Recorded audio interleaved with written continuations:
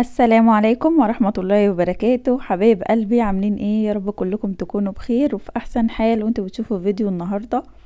تعالوا النهاردة نعمل القراقيش. هنعمل القراقيش السادة وهنعمل القراقيش بالعجوة او المنين. عايزة اقول لكم طريقة سهلة وبسيطة، ومقادير بتاعتها هنقولها بالكوباية وكمان بالجرام، يعني هتنجح معاكي من اول مرة باذن الله. اهم حاجة تابعوا الفيديو للاخر عشان تشوفوا كل التفاصيل، وحضروا بقى كوبايه الشاي كده على الفيديو الاخر. ولو اول مره بتشوفوني اهلا وسهلا بيكم.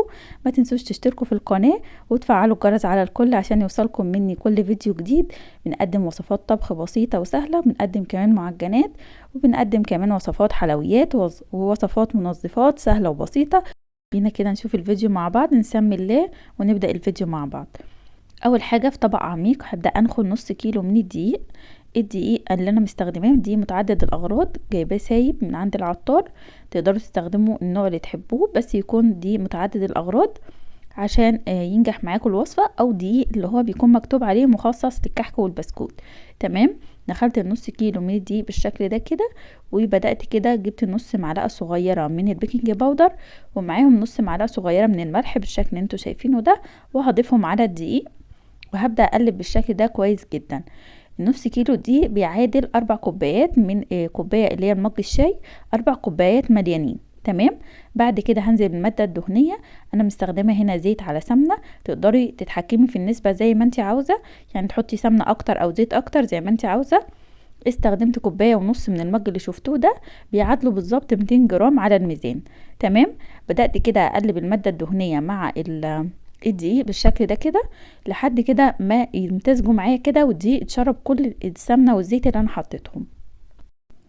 هنا كنت بحط بقية المادة الدهنية اللي انا كنت مجهزاها، وانا سيحتها على النار وسخنتها كده شوية يعني تبقى دافية كده، وبعد كده نزلت بيها على الدقيق. تمام. بعد ما الدقيق اتشرب كل المادة الدهنية اللي ضفتها بالشكل ده كده، جبت نص كوباية من المية بيعادلوا 90 جرام على الميزان.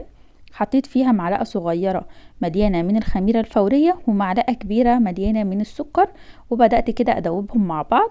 مية عادية خالص من الحنفية، ودوبتهم كده مع بعض كويس لحد ما الخميرة والسكر امتزجوا مع بعض كويس بالشكل ده كده.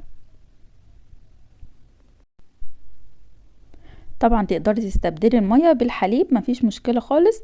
انا حبيت الطريقة تبقى اقتصادية اكتر حاجة.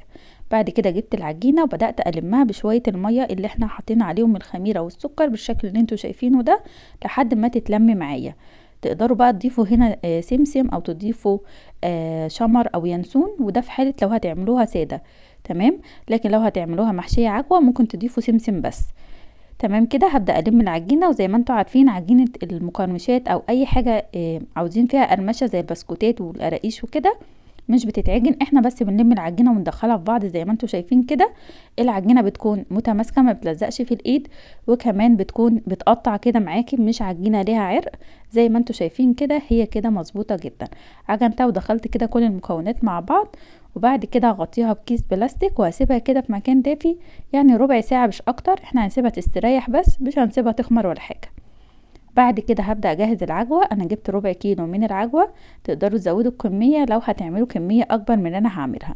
حطيت كمان معلقتين كبار من الزيت، ومعلقة كبيرة من السمنة بالشكل ده كده، وممكن تقللي المادة الدهنية عن كده، تحطي معلقة بس واحدة من الزيت ومعلقة واحدة من السمنة. رفعت بقى الطاسة على النار عشان العجوة تطرى معايا وتبقى طرية كده، واقدر اتحكم فيها واشكلها. سبتها على نار هادية كده لمدة 5 دقايق لحد كده ما فكت معايا وساحت كده مع السمنة والزيت.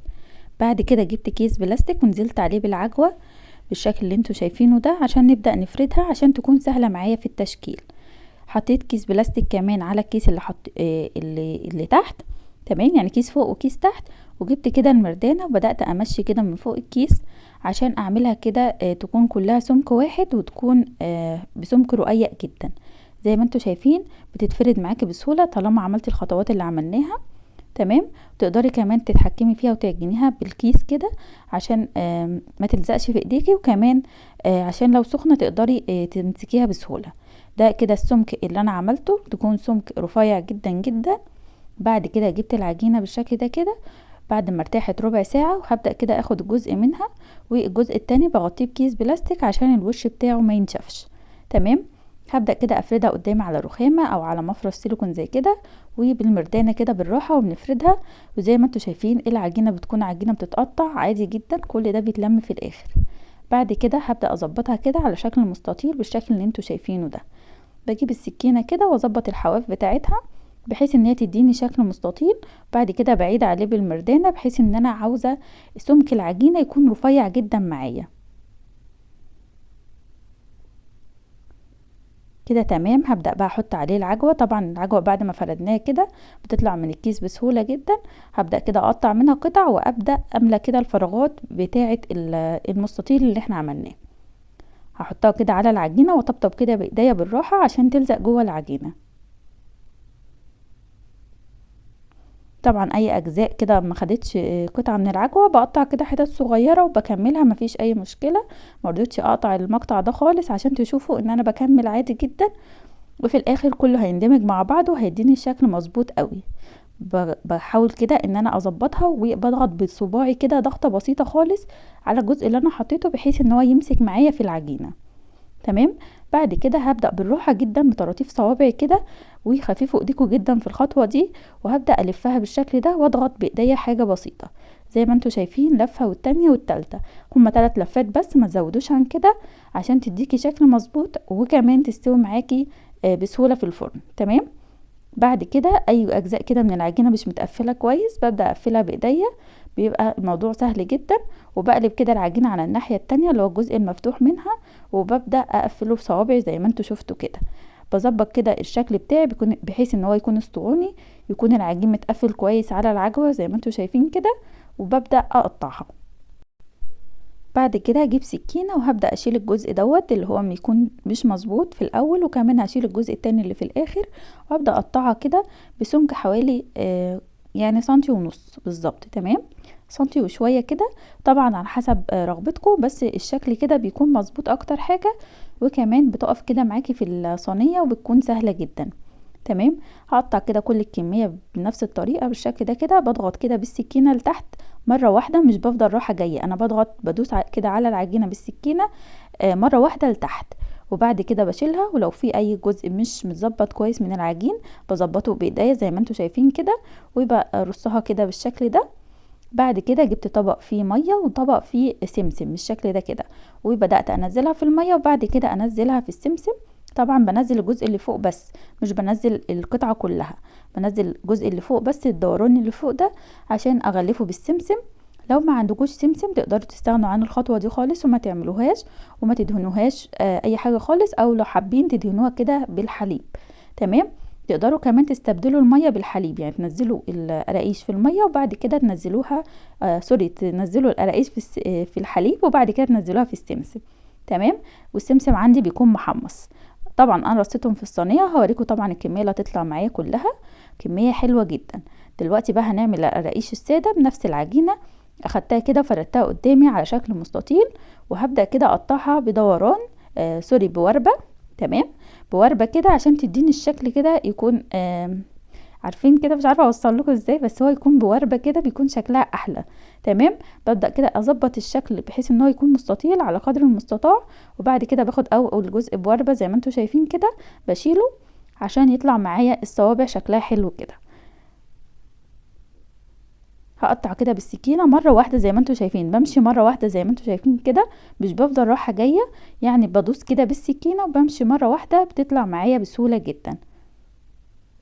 هشيل بقى اي اجزاء زياده وبعد كده ببدا كده اخدها وارصها. شايفين ده السمك اللي انا عاوزاه، يكون السمك رفيع قوي كده، ما بتزيد معاكي في الفرن حاجه بسيطه بتديكي شكل حلو ومظبوط قوي. كمان بتاخد لون كلها من كل الجوانب، ما بيكونش فيه جزء كده من نص ابيض، فبتكون حلوه قوي. صواني كميه حلوه قوي من نص كيلو دقيق، وغطيت الصواني كلها وبعد كده سبتها تخمر لمده نص ساعه قبل التسويه.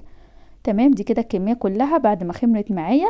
طبعا انا سخنت الفرن لمده ربع ساعه، لان طبعا الجو دلوقتي ساقع، فهنسخن الفرن قبليها بشويه، غير في الصيف ممكن نسخنه 5 دقايق بس.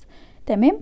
وبعد ما الفرن سخن معايا دخلت القراقيش على الرف اللي في منتصف الفرن، وقدت الفرن. طبعا الفرن كان قايد من تحت بس على درجه حراره من 180 ل 200، مش ازيد من كده ولا اقل من كده. تمام لحد ما اخدت لون ذهبي من تحت. شغلت لها الشوايه عشان تاخد لون ذهبي من فوق، ولو الفرن بتاعك حامي هتاخد لون من فوق من غير ما تحتاج انك تشغلي الشوايه. سيبوها كده تتحمش كده وتتحمر زياده في الفرن عشان تديكوا نتيجه حلوه، وتبقى مقرمشه معاكوا كده من بره وهشه كده وبتدوب كده دوبان من جوه. عايزه اقول لكم ان هي دايبه جدا جدا، وطبعا هختبرها معاكم دلوقتي. زي ما انتوا شايفين الرسمه طالعه مظبوطه قوي، والقرقوشه كده معايا هشه وخفيفه زي ما انتوا شايفين كده دايبه معايا في ايدي. طبعا لو التزمتوا بنفس المقادير اللي عملتها في الفيديو بالجرام كمان هتظبط معاكم جدا جدا، وحتى لو عملتوها بالكوبايه برضو هتظبط معاكم جدا، وتسلم ايديكم مقدما. يا رب بقى الفيديو يكون عجبكم واستفدتم منه. متنسوش تعملوا لي لايك وشير للفيديو وتشتركوا في القناه، سيبوا لي كمان كومنت صغير منكم، واشوفكم ان شاء الله في فيديو جديد، ومع السلامه.